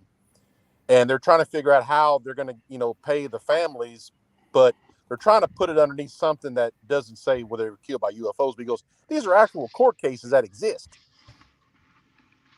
Wow. Yeah. And remember we talked about how on one of the earlier shows that supposedly the Russians had a giant and they had a red line around it, and they said, don't go past the red line, otherwise this thing will fry your brain because the harmonics coming off of it. Yeah. I mean, I thought about that instantly. I was like, but yeah, it's actual court cases saying. What comes to my mind is Rendlesham Forest incident with the I don't know, was it forest? It was Rendlesham Forest in Germany, and that's one of the cases. It landed and it killed some service members. Yeah, it killed some. Yeah. That's one of the court cases. That's what that guy told Carlson. He said, yes, that one is one of the court cases. Okay, it was, I think, 1980s, 70s. I think it was something in the 70s. 77. Yeah, 77. Yeah, it's an ongoing court case to decide how to pay the families because they don't want to put they got killed by UFO. Wow. But the guy's the topmost expert on traumatic brain injury. I'll have to look into that. That was from Tucker Carlson. Yeah, he went on the Full Send podcast with them guys used to do pranks or whatever. Oh, okay. Yeah, they got a podcast, but yeah, he went on there and he told him that. He goes, yeah, the guy contacted me and said, these are actual court cases and they want me to figure out how I can explain the traumatic brain injury because he's the topmost expert on it. Wow. I was surprised Tucker Carlson even talked about that because he usually only talks about stuff after everyone else talks about it. He's he's probably got to talk. I'm sure they already talked to him at Fox News. Like, we're gonna beat you up or whatever. He's probably thinking he's gonna go out, so he's just gonna go out with a bang. Yeah, he's gonna spill the beans about everything. Yeah, I mean, they're gonna shut him up eventually. So, whether it's loses. We're going to wake up one morning and, he died suddenly, Tucker Carlson, Nah, I think people would be too suspicious of that. They probably say he's like crazy or something, try to get him sent to jail. Well, I mean, right. Yeah, there you go. they killed Epstein, and then nobody really raised a fuss about that. And everybody knows what happened to him, but they're like, but see, nobody cares enough. No, they don't. I was talking about that today. It's strange how these news cycles go. It's everything's in the news cycle, and all you gotta do is just wait a couple weeks, and it'll change. The news cycle will change again, and something else will be in the news, and we'll be on to something else. Humans really have short attention spans, like most humans. Not for those that research. I mean, those of us that research, we've got anything but short attention spans, because I can be down a rabbit hole for months. You won't hear from me for a couple of weeks at least while I'm, but it's crazy. Just reading chat here. So, all right, you know what? I think we're going to wrap it up for the night. We got up to an hour and a half. I kind of figured it would go an hour and a half. I'm kind of worried about Ernie, so I want to kind of cut this short. But final thoughts. Let's go around the table. We'll start with John. I would say if you wanted to explore these nice national parks, I've been to the Big Bend one in Texas. I mean, it's awesome. They're beautiful. They are. Yeah, I never at that time. I didn't know a lot of stuff, but I didn't think about none of it when I went there. So, I mean, I'm still around. So I would say go out and explore. Don't obviously use the name of Jesus, because I just don't believe that any kind of skinwalker or whatever's out there is going to keep bothering you with the Lord on your side. Yeah. But we've been to Yellowstone. We've been to Grand Teton. We've been, I can't remember. We've been into quite a few of them up in the Pacific Northwest. I mean, I'm pretty receptive of things, and the hair on the back of my neck starts to stand up. I kind of back off, but I've never really had I never had a bad experience in one of these. That's what I was gonna say too. If you kind of know about this stuff, and if you know the Lord and know the power that He has, I don't think these things really tend to bother with you. Yeah, I don't think so either. Because I mean, we know that a lot of these alien abduction stories, for people who are saved, they've rebuked these things in the name of Jesus, and they've been released. They've been sent. Yeah, they put them back. I hate to play the devil's advocate, but I find it hard to believe that out of 600,000 people in 1 year, that none of those are Christians. Well, it's not about being a Christian. It's about believing that this thing's you'll be safe. How many Christians do you know that would actually, out of fear, rebuke them? I mean, I don't know. Most Christians nowadays don't even. I hate to say this, but they don't even really believe in like the spirit realm like that. They don't know how to come against like spirits, and that's true. Like if someone were to astral project to their room, they would be so scared they wouldn't know what to do. I know what to do. I know how to get you up out of here. But you're right, Hero. You're right. Yeah, most Christians have no idea any stuff about this. Exactly. They think that their dreams are just dreams. They don't know that their dreams literally have something to do directly with their life. They don't understand that someone might be coming against them in the spirit, and someone in your dream that has no face usually means that someone in your close family or someone close to you in your life is practicing witchcraft against you if they have no face in your dream. They don't know stuff like that. He's exactly right. Christians are like, not all of them, but the majority, they're like Joe Osteen Christians. They have no idea what any of that is. They're just ready to get the money. They're ready to get money in their pocket. Well, and again, if we go back to the RH factor, if you're RH positive like I am, maybe they don't want us. Yeah, I mean that's because maybe you don't charge the atmosphere. You don't conduct how how it's done, whether it's the copper or the lineage in the blood or whatever. Well, when you look at people what if they're running investigations, like they're investigating by doing trial and error? So anytime that you do research, you go through this batch, like say you're trying to cure cancer, okay? And you go through, say you're trying to do plants. So you go through all the dandelions, then you go through all the henbit, and then you go through all the fake garlic, but then you maybe mix the two together. You see what I'm saying? What if they're doing that with humans? Why? Maybe that's why at this particular time, so many German ancestry. Maybe at this time, it was all these people in Minnesota with the brown hair, brown eyes. This time down here in Las Vegas, maybe there was another indicator that they're messing with there. Going with. Yeah, I mean, that's a possibility, isn't it? Well, yeah, I mean, there's all kinds of possibilities. I mean, when you think about it, they've had pretty much free reign of the planet and free access to human specimens. And so, I mean, yeah, absolutely. Wow. I don't know, guys. Well, my closing thoughts is I'm not going to I'm not going to the forest. I'm done. I'm done. I'm not doing that. I'm gonna stay on in Kansas, somewhere flat. But yeah, for you, like for the Christians out there or any believers who don't really believe in the spirit realm, once you really once you really start researching this stuff and how it affects your day-to-day life, like your dreams, or if you see shadow people and all this type of stuff, everything will start to make a lot more sense. And once you start understanding a lot of mental disorders are actually just demonic possession or oppression, Absolutely they are. things will start to make a lot more sense for you. Absolutely they are. I was just telling Chad, I started taking melatonin and I started having some really, really vivid dreams. Oh my goodness. To the point where there's times I swear I'm not sleeping, but I am. And yeah, I don't know if I'm going to continue to take it or not. I only have a few left before I have to order more. So I don't know. I maybe not taking that. I don't know. I don't know if I like it or not. I do want to, excuse me, Ernie had to leave the panel because his son was in an accident. So I would ask for everybody that is watching now and to watch, who's going to be watching later, to please keep Ernie's son in your prayers for protection and for, just, I don't know what's going on yet, but please just keep him in your prayers. So final thought, that was your final thought, Hero?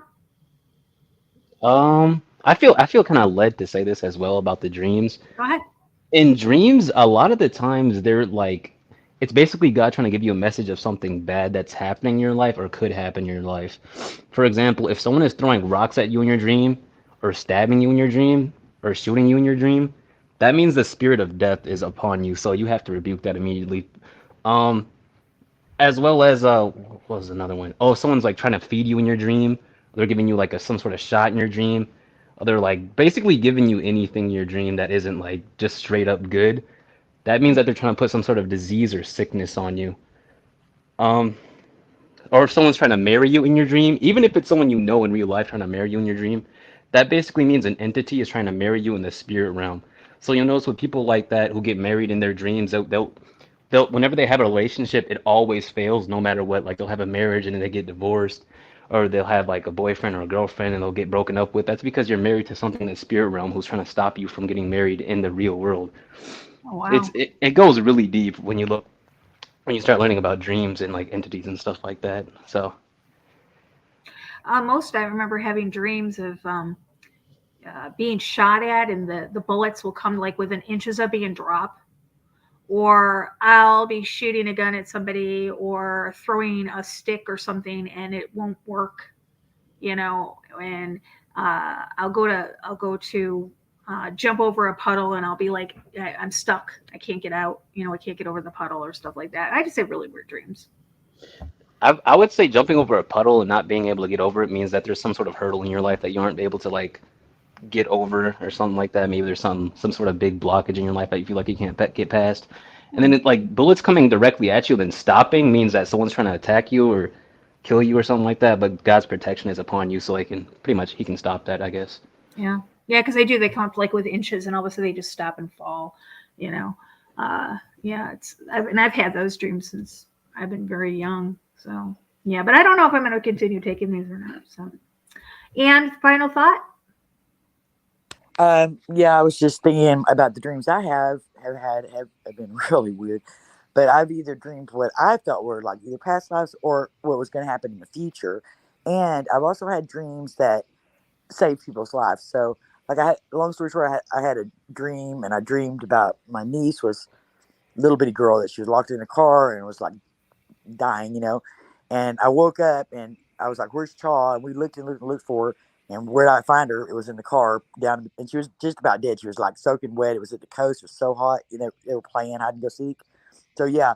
And another time was I was dreaming, and there was like this angel saying, wake up, and there's a fire, wake up. And I woke up just right as I woke up.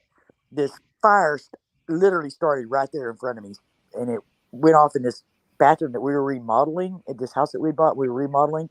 And it was a giant old bathroom. We made it into a bedroom. It was so huge, okay? A 2-story bedroom. It was so big. 2-story bedroom. And so, but there was like a wall right there, a door that had a blanket over it. And Alex's baby bed was pushed right up against that blanket. And the electrical cord in that bathroom had caught on fire. And I woke up right as it lit up. I literally seen it light up. Oh, and it was because wow. something told me to wake up. And so this has happened to me my whole life, stuff like that, So my dreams are very, I don't know. See, I keep dreaming about all these people on the East Coast dying, all right? I had dreams since 1994. I had it for a whole year. I haven't had it since then, but I had it for a whole year in 1994 about this East Coast, and it's terrifying, and about them like suffocating, basically, And it's so I don't know. That scares me because it could have just been a bad dream, obviously. But I had it so many times, Wow. so many times. Gosh, it scares me. Yeah. But yeah, thank you. This is a great show. I was dying to hear what I wish Hero would have talked a little bit more. I was dying to hear what all you had to say about it. But he's so quiet. Yeah. So quiet. Oh, also, someone in the comments brought up incubus and succubus. Incubus and succubus are basically the same entity. It's a male entity, but it can turn into a female entity. Basically, that's what a lot of wet dreams are caused by, the incubus and succubus spirit, also known as the hag. Yeah, it's another one of those things that's trying to get you to sign a spiritual contract with them in the spirit realm, so it'll have like relations with you, not really by your choice, and odds are you'll have some sort of sexual dream that'll cause that, like you're having relations with it could be even like a relative or something like that. And a lot of times when people have relations in their dream with a relative, they'll be like completely infertile after. So, yeah, like the dream stuff gets really deep. The Hero, dream stuff gets kind of crazy. Are the mermaids Nephilim or cryptids? You know what? If you guys want to watch one about a mermaid, let me find it real quick. Yeah, I'm not in a hurry to get off. I'm enjoying myself. This is my I'll wait all week for this show now. This is my big social life now. It's Wednesday night. Talk to people. The thing about mermaids, I keep hearing different things. At first, I thought mermaids and sirens were the same. Apparently, they're like two separate creatures of like the same realm. But I will say with the mermaids thing, there is something called the marine kingdom, which is like it's just a bunch of like spiritual entities and stuff like that in the waters. And I'm paraphrasing, of course, but I remember. Or I think the sirens are the. I think it's Enoch, or maybe it's Enoch, talks about how, I'm not sure if it was Enoch, but one of the lost books talks about how that what they were the disembodied souls, I guess, of the women who had the Nephilim or the sirens. Yeah. And I think that the sirens and the mermaids are completely different because I think the mermaids, although the sirens may be built like a mermaid, but their intentions and souls and stuff are different. And I think the mermaids are more like a genetic manipulation with fish and humans, Well, you have a whole kingdom of entities called the Marine Kingdom.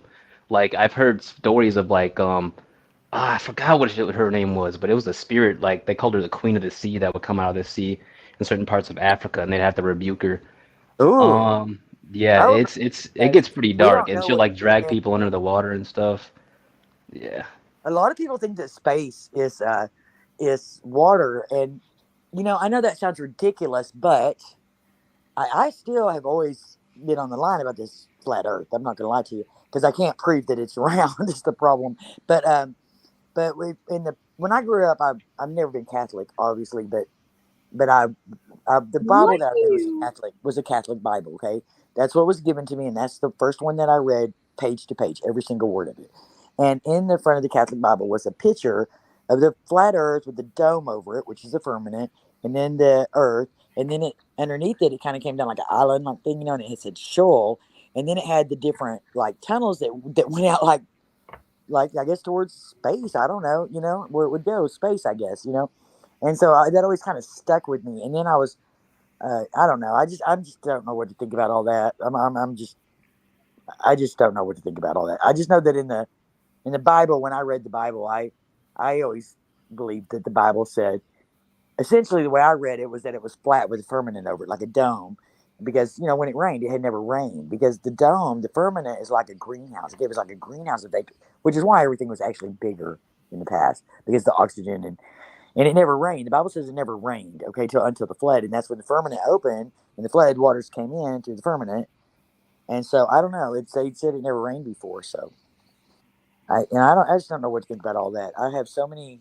One minute I'm leaning towards one way, and then the next minute I'm leaning towards the other. Yeah, but Okay. I will say like I forgot what scripture it was in the Bible, but it was basically talking about spirits of the land, the airs, and the seas. There's spirits in each and every parts of like that. Like you got spirits in the air, you got spirits on the land, you got spirits on the sea. You got what is it, Beelzebub or the king of the flies or whatever? That's the spirit of the land. Then you got the queen of the sea. I keep forgetting what her name is, but that's the spirit of the sea. I wouldn't be surprised if Mothman is something who's in the air. So it's like all this stuff is real. And it's real because people who don't believe in any of that stuff are seeing and like talking about this stuff. It's just those people odds are don't know that it's all connected with the spirit world. Okay, I found it.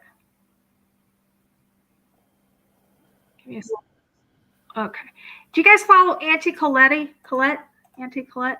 Yeah, she actually wanted to do a reading for me, and but it might have been a spam message because she said that she doesn't do readings, I don't think. She does do them, but she doesn't charge. Ah, there you go. But all right. Said that if anybody was saying that it was a scam, so I was like, oh hell, be careful, y'all. Okay, here you go. You guys, I just solved a mystery. One of the biggest mysteries of the world. What is a mermaid? A mermaid's a siren, right? Well, what is a siren?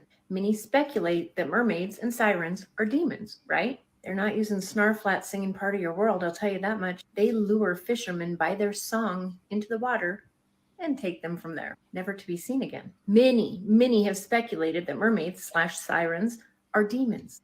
I just figured it out. Oh my God, I just figured it out. And you're never going to believe this. You will not. I'm having a problem believing it myself. You want to know what a siren is? Because I know now. When the Watchers came down, the 200 angels to watch over mankind, they sinned horribly against God by falling in love and becoming infatuated and enamored by women's beauty, mortal women. They took mortal women as wives and laid with them, creating an unholy offspring of giants, the Nephilim. The Book of Enoch explains this all in detail. These are the 4 fallen angels that are bound under the Euphrates River, who are set one day, if not already, to be released with the 6th trumpet to kill 1/3 of mankind. They have been under the Euphrates River being punished for laying with mortal women and having this offspring of Nephilim. The Nephilim is a reason for the Genesis flood. There's a lot here. But why hasn't anybody ever asked, what happened to the women that laid with the angels? Shouldn't they be punished as well? It seems they were. It seems they are. It seems they have been. Oh, I'm shook, and I'm about to shake you. Book of Enoch, chapter 19. Here shall stand the angels who have connected themselves with women, and their spirits, assuming many different forms, are defiling mankind, and shall lead them astray into sacrificing to demons as God. Here shall they stand, till the day of the great judgment, in which they shall be judged, till they are made an end of. Now listen up, Buttercup, because this is where shit gets... And the women also of the angels who went astray shall become sirens. Yeah, you heard that. Where did it go? Oh, sorry. I'm looking for the mic I just dropped. Guys, the women who laid with the fallen angels and had babies, the Nephilim, the mortal women who committed that sin by having with angels and having babies and marrying them, oh, they got punished, all right.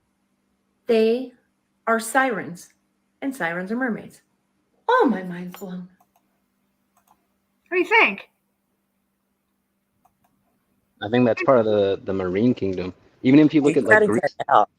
I don't know if everybody could hear what she was saying right there because it cut out real bad for me. You might want to just like tell them what it said, what she said at the end there. Well, what she said. Okay, so what happened was we hear about the angels that came down that laid with women. They were punished. They were cast out and they were put in underneath the Euphrates.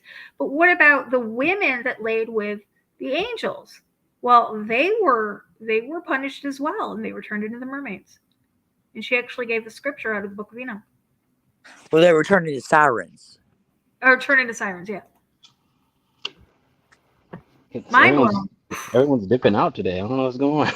Yeah, I know. Yeah, John's lead. His reception where he is, and he'll give out. But yeah, so, but yeah, I saw that the other day. I follow her. I love her. I did question her on one of her latest videos. She did have one that I asked her for the scripture for the the verse, and she couldn't provide it. And I said, well, it was a cool story, but that was all it was a story. And I'm she was not very really starstruck, but I was like kind of starstruck when she followed me. I was like, oh, she's following me on my little video. Yeah, I had what was the name? Somebody, Kevin Bacon followed me too, and then he sent me a DM. Yeah, okay, whatever. Well, Lori, I went to him. He had like 13 followers. Lori, check this out with the Marine Kingdom thing as well. What happened when Jesus met Legion, which was basically that horde of demons in one person? What did Legion ask Jesus to do? To send them into the swine, and then they jumped into the water. They Yep, drowned and themselves. so He those said, "No, do not take us before our appointed time." Yep, and they jumped in the water, and all those spirits were released into the Marine Kingdom. Right. So, and not only that, but you had all the Nephilims die in the water, so they're also part of the Marine Kingdom. So, you got a bunch of spirits just in the waters. Okay, I see where you're coming from on that, because because if the spirits, the demons. Okay, let me just walk this through real quick. So Enoch says that these are the disembodied spirits of the Nephilim that are demons that are torment for us forever. So this Legion guy was infested with these demons, okay? And so Jesus cast them out, so they go jump in the pigs. So the pigs jump in the water, they drown, then the spirits are in the water, the demons are in the water, and you're saying that then they went into the marine life, which is, and that's what started the Marine Kingdom? Well, no, they became part of the Marine Kingdom that the Nephilim were already part of, the Nephilim disembodied spirits along with the siren spirits. So those spirits that were kicked, those spirits of Legion were also, they pretty much become a part of the Marine Kingdom with them as well, if that makes sense. Yeah. Wow, it's very interesting. I just wrote in the chat, I have a special relationship with mermaids. Deb got the joke. It's oh Lord, have mercy. Mermaids terrify me. I think they're really creepy. I do believe in them. I think that there's too many reports of them, and I guess the most compelling report of this is from a lady who I called her mom. She passed away recently because I've had like 25 deaths of my friends and families in the last 5 years. And anyways, I called her mom, but her name is Lori, and she was originally from Alaska. All right. And she had lived in Alaska almost her whole life, and her family before that had lived there as well. And she said it's just common knowledge in Alaska that there are mermaids. They have been washed up many times. They're preserved because of the code. Mm-hmm. People have seen them there. They know about them. That it's just common knowledge that they. Well, there was a something that washed up on the shore recently in Japan, just in the last month or so, and it's been going around the video, and it's got all these people, like hundreds of people, like around this thing, and they have a blanket over it, but it looks like the outline of a mermaid, and everybody's like, well, no, it's just a dolphin or whatever. Well, if it was a dolphin, and because this thing was still alive, it was moving, you think they would have helped it back into the water and not covered it up and waited for officials. I mean, I don't see too many people, when a dolphin or a whale washes up, I mean, pretty much, or a seal or something, people pretty much go out and help it, and they don't cover it up and wait for the authorities to get there while it's still alive. I think the thing with, like, especially in the United States, I think they just capture they either capture or kill a lot of these these creatures in the United States, except like the ones that they can. I think there's certain ones that they know, like, if we even attempt to, we're just gonna get destroyed. But right, like when they find mermaids or like dogmen and stuff like that, I think there's like, I truly believe this because after the movie, or at the end of the movie, Cabin in the Woods, there was that giant laboratory with, like, it had the Sasquatch, it had the werewolf, it had that's what I the mean. giant tarantula. I think a lot of these are made through the human genetics, through the people that they're allowed to take, and then either released back in to see how they survive. Yeah, I definitely think there's a laboratory with all this stuff in there. I truly believe that. Yeah, what about vampires? Because I'm a believer in vampires. I am. And I've always been a believer in vampires. Not maybe necessarily all the myths about vampires now, but I've always believed in it. And now look at all this adrenochrome and everything else. It's Yep. like, hey, Yep. vampires are real. Yeah. Hollywood is glamorized vampires with, with the movies and stuff, with the Twilight series and stuff like that. They've definitely glamorized it to the point where it's nothing really like, what we know. Look at down in New Orleans, you can, I'm not going to say New Orleans. Well, yeah, New Orleans, but not only in New Orleans, if you've ever been to a cemetery, which is, I don't know why you would want to go to a cemetery like on purpose. But if you're driving around New Orleans, you see that all of their caskets, all of the people are buried above ground. Nobody's buried in the ground in New Orleans because it's below sea level. And when it floods, everybody will just get taken away anyway. So they're buried above land, but some of them have cages around them, and it's said that that's why when they went to kill somebody who was suspected to be a vampire, they would put the cage on them because they couldn't get out that way. Any other folklore, all you want, I don't know, but I'm after realizing that the Roman and the Greek mythology was based on reality and fact, I have a hard time believing that a lot of this folklore that we're told is just, folklore. I think it's all based on fact. Well, check this out, Lori. What are the 2 ways that you kill a vampire? Cut off his head and put a stake through its heart. Yep. Who in history was known for doing that? I don't know who. Vlad the Impaler. Oh, Vlad the Impaler. Yeah, Vlad the Impaler, who his great nephew or great grandson or whatever was about to be coronated king. And my exorcist friend says that he believes that he was a vampire hunter. It doesn't surprise me, not at all. I wouldn't be shocking at all, because every time you see him, he has or every time you see depictions of him, he has people with like stakes going through their head or through their heart, and he's holding like a sword. So it's like, I don't know, because like, why would you do that to just regular people? You know what I mean? But if you think about the Bible and Cain, and so you don't really read a lot about blood, and you talk about the Garden of Eden, this and that, and then all of a sudden you're talking about this murder, right? And God says, like, dude, Abel's blood is like screaming at you from the ground, Yeah. And so he's talking about how this blood is actually screaming for vengeance or whatever, you know what I mean? Like, well, blood is alive. I mean, right. It is alive. And so that's associated with Cain as he confronts him. That's the first time we talk about this blood, right? That's talking, and then he marks him and sends him out, right? And so he's marked forever, which I think that Cain is for some reason I just believe that Cain is doesn't die. I think he's a Lazarus. I think he's immortal. Okay. And so I just have that feeling. I've always had that feeling for some reason, and I just always it's interesting because I've had interactions with the vampire community, because there are several vampire communities around the world. And one in particular was down in New Orleans.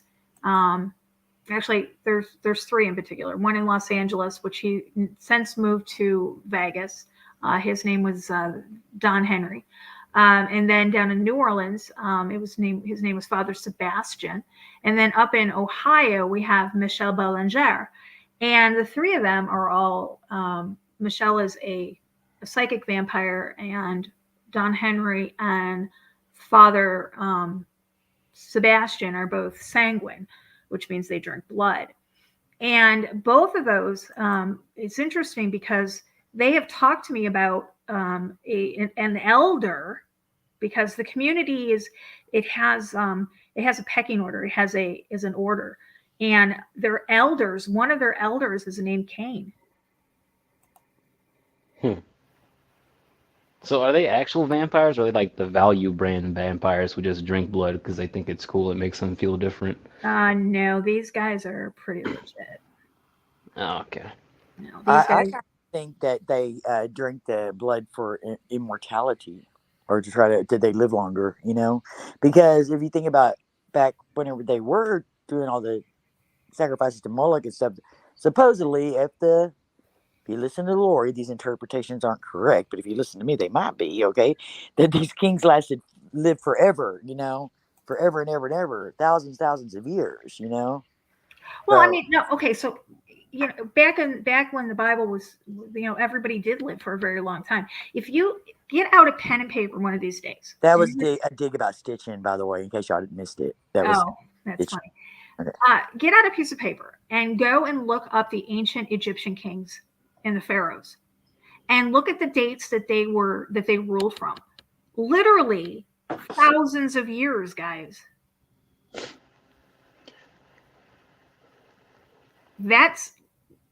They had the sarcophaguses. They were immortal.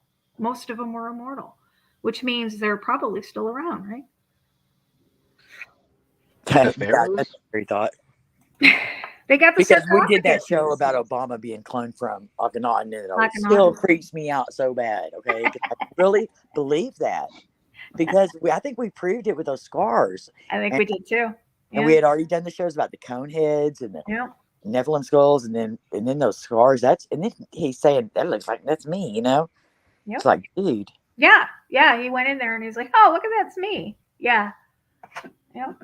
So, all right, we're gonna end this, guys. It is we did do the almost the 2 hour mark. So, thank you, Hero and Ann, for joining us. I appreciate it, guys, for sticking around. Again, I want to get everybody to please keep Ernie's son in your prayers. Ernie did have to leave us early tonight. His son was in an accident. So please keep him in your prayers. And Big John had to leave because he had reception problems and he couldn't hear us and he was getting frustrated, which I don't blame him. So we will be back next week. I don't know what the topic is going to be next week. Maybe one of you guys, maybe Ann, you can pick it out. Maybe so. I know I want to do one show which is totally not anything about like what we do. But if y'all just have like 2 minutes, I want to just share something really cool that happened today. Sure. Y'all don't mind? It's just so cool. Totally off subject. I apologize. It's not because I have ADD. So I went to my grandkid daycare to pick him up today, and the teacher was mentioning something to me about I was telling the kids that they said, "Why is Steven leaving early?" And I said, "Well, can I tell him?" And she's like, "Sure." And so I explained that we have a farm and that Steven has to come work and learn how to do chickens and vegetables, and because I teach him all this stuff, right? And she said they were going to start doing a garden. Well, when I was leaving, I met the new executive director, came out and introduced himself to me. And I said, "Hey, I'd like to volunteer for this gardening, blah, blah, blah." He's like, "Oh," I said, "my qualifications are more than good for me to come work up here and help, you know?" So he had me go back in his office. We started talking, tried to hire me. I said, "Hell no, no." And that's no. But I want to do this project. So anyways, long story short, he was going to start his beds like next fall. And I'm like, "Dude, you have to start the composting now." So anyways, today we've ended up emailing, and I've actually, one of my friends' grandsons is there too. We've been working together.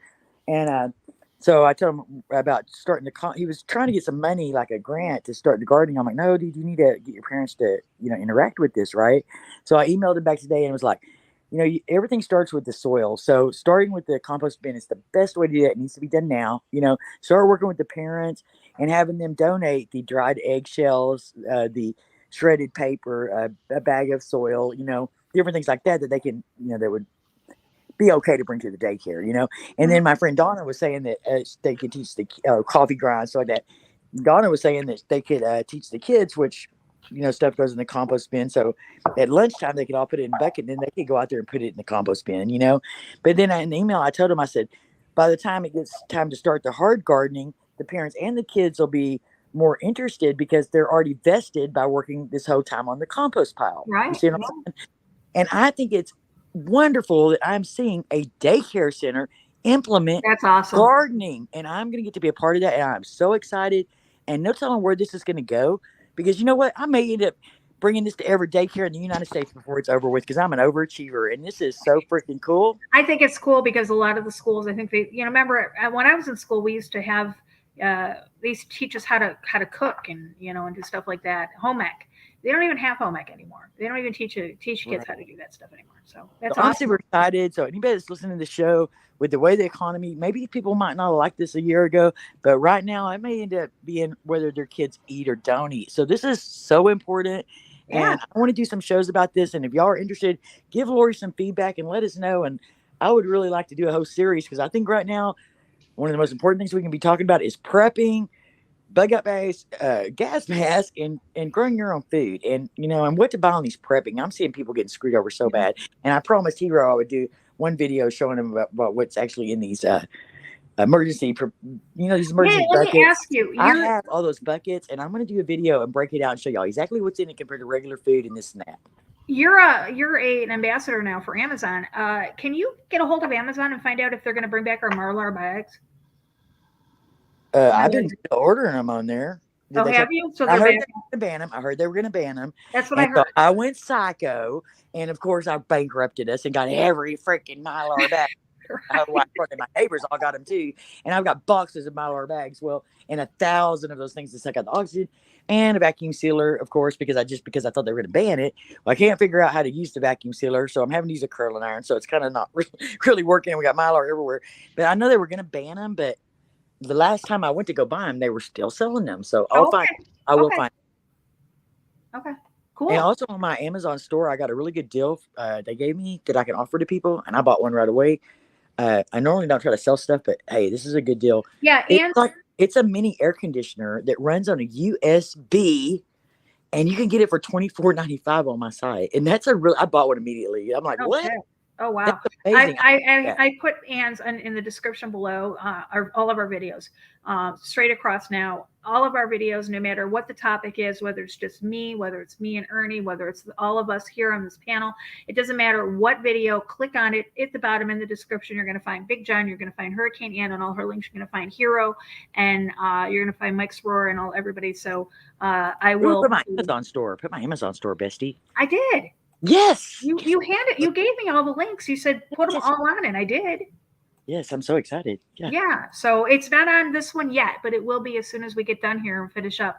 It takes me about 15-20 minutes to throw the links in and do what I got to do, and then it'll be there. But go ahead and you don't have to worry about. Ann doesn't even have to be on the panel for you to pull her links. So they're always underneath there.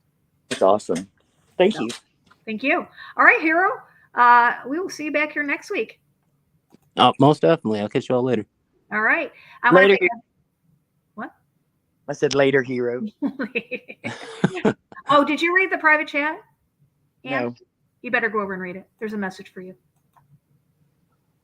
I want to thank everybody in our chat room. I want to thank all of our moderators. And we will be back next week. Actually, no, I'm not going to say that. We will be back sooner than next week. I'm not sure what day we'll be back, but I think Ernie and I, we have a couple things we want to come on live and talk about probably on Saturday or Sunday. So watch us then. And until next time, guys, remember, eyes open, no fear.